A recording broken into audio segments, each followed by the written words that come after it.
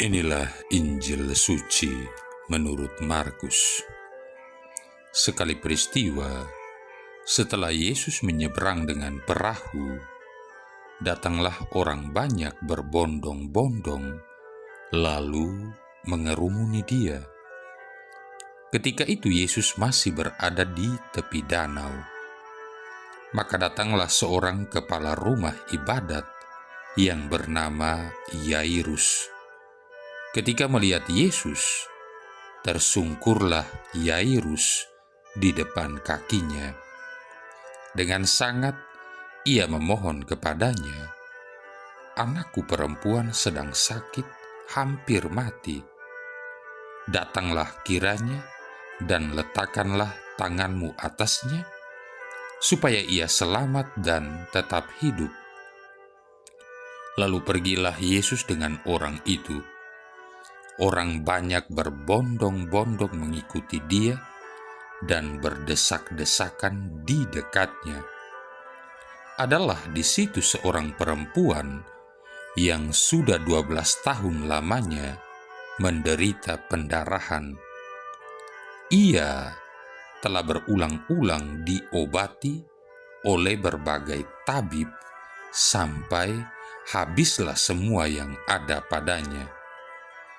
Namun sama sekali tidak ada faedahnya. Malah sebaliknya, keadaannya makin memburuk. Dia sudah mendengar berita-berita tentang Yesus. Maka di tengah-tengah orang banyak itu, ia mendekati Yesus dari belakang dan menjamah jubahnya. Sebab katanya, "Asal ku jamah saja jubahnya, aku akan sembuh." Sungguh, seketika itu juga berhentilah pendarahannya, dan ia merasa badannya sudah sembuh dari penyakit itu. Pada ketika itu juga Yesus mengetahui bahwa ada tenaga yang keluar dari dirinya. Maka ia berpaling di tengah orang banyak itu dan bertanya, "Siapa yang menjamah jubahku?" Murid-muridnya menjawab, "Engkau melihat sendiri bagaimana orang-orang ini berdesak-desakan dekatmu. Bagaimana mungkin engkau bertanya, 'Siapa yang menjamah aku?'" Lalu Yesus memandang sekelilingnya untuk melihat siapa yang telah melakukan hal itu. Maka perempuan tadi menjadi takut dan gemetar sejak ia mengetahui apa yang telah terjadi atas dirinya. Maka ia tampil dan tersungkur di depan Yesus. Dengan tulus ia memberitahukan segala sesuatu kepada Yesus. Maka kata Yesus kepada perempuan itu, "Hai anakku, imanmu telah menyelamatkan engkau. Pergilah dengan selamat dan sembuhlah dari penyakitmu." Ketika Yesus masih berbicara, datanglah orang dari keluarga kepala rumah ibadat itu dan berkata, "Anakmu sudah mati. Apa perlunya lagi engkau menyusahkan guru?" Tetapi Yesus tidak menghiraukan perkataan mereka dan berkata kepada kepala rumah ibadat, "Jangan takut, percaya saja." Lalu Yesus tidak memperbolehkan seorang pun ikut serta kecuali Petrus, Yakobus, dan Yohanes saudara Yakobus. Dan tibalah mereka di rumah kepala rumah ibadat, dan di sana Yesus melihat orang-orang ribut, menangis dan meratap dengan suara nyaring. Sesudah masuk, Yesus berkata kepada orang-orang itu, "Mengapa kamu ribut dan menangis? Anak ini tidak mati, tetapi tidur."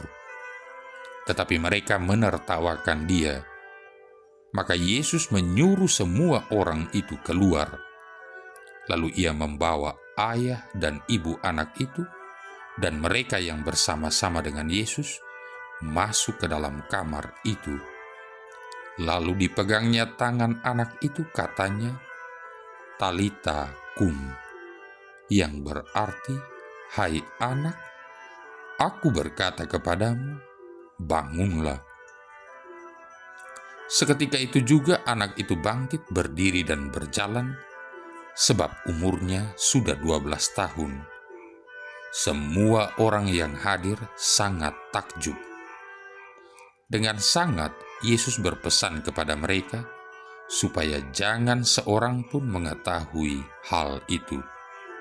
Lalu ia menyuruh mereka memberi anak itu makan. Demikianlah sabda Tuhan. Saudara-saudari yang terkasih, jangan takut, percaya saja. Markus bab 5 ayat 36.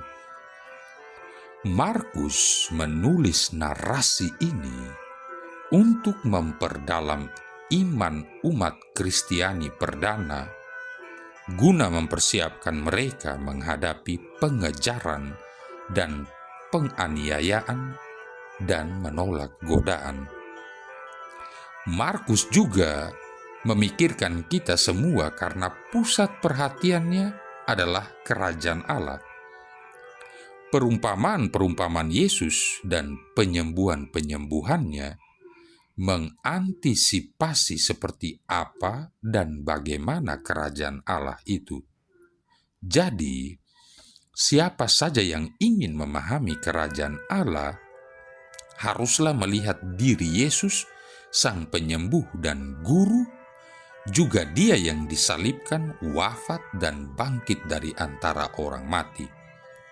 Misi sesungguhnya dari Mesias menjadi jelas hanya dengan kematian Yesus dan kebangkitannya serta perutusan Roh Kudus. Saudara-saudari yang terkasih, cerita tentang penyembuhan-penyembuhan dalam Injil hari ini menunjukkan otoritas Yesus dan juga kodratnya sebagai seorang manusia. Semua itu memanggil kita kepada iman dan pengharapan. Karena mereka berdua mengakui kuat kuasa penyembuhannya, dan mereka adalah dua orang dengan latar belakang yang berlain-lainan datang kepada Yesus, yaitu Yairus, orang Yahudi terpandang karena dia adalah pejabat sinagoga, dan perempuan yang secara ritual tidak bersih karena penyakit pendarahan. Dua orang ini melihat Yesus sebagai suatu instrumen kuasa Allah.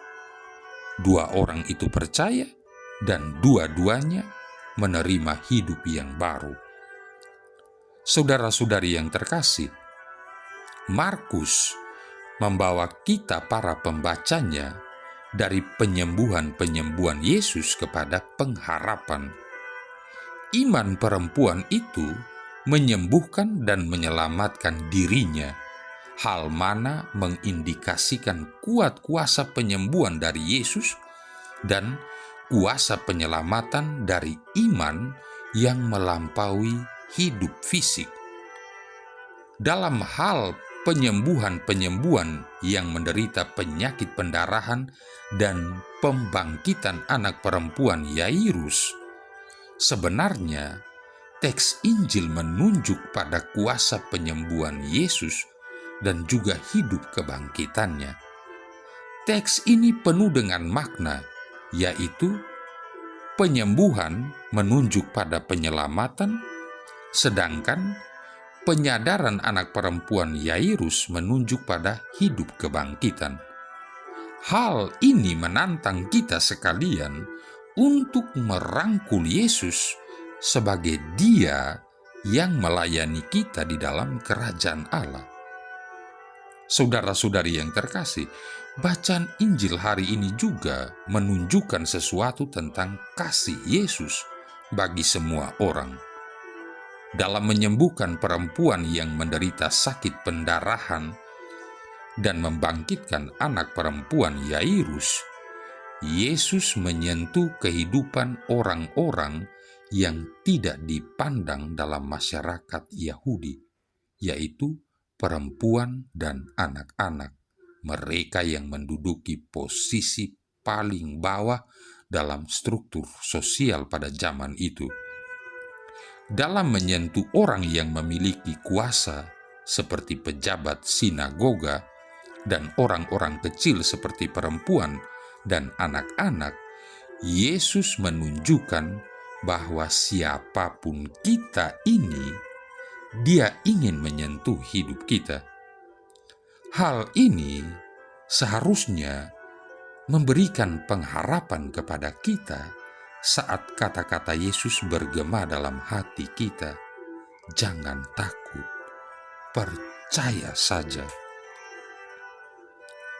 Saudara-saudari yang terkasih, di sebuah kota dibuka sebuah toko yang menjual calon istri. Para pria dapat memilih calon istrinya di toko tersebut. Namun, untuk boleh masuk ke toko tersebut, ada satu peringatan yang wajib diindahkan oleh setiap pengunjung. Peringatan itu berbunyi, Anda hanya dapat mengunjungi toko ini satu kali.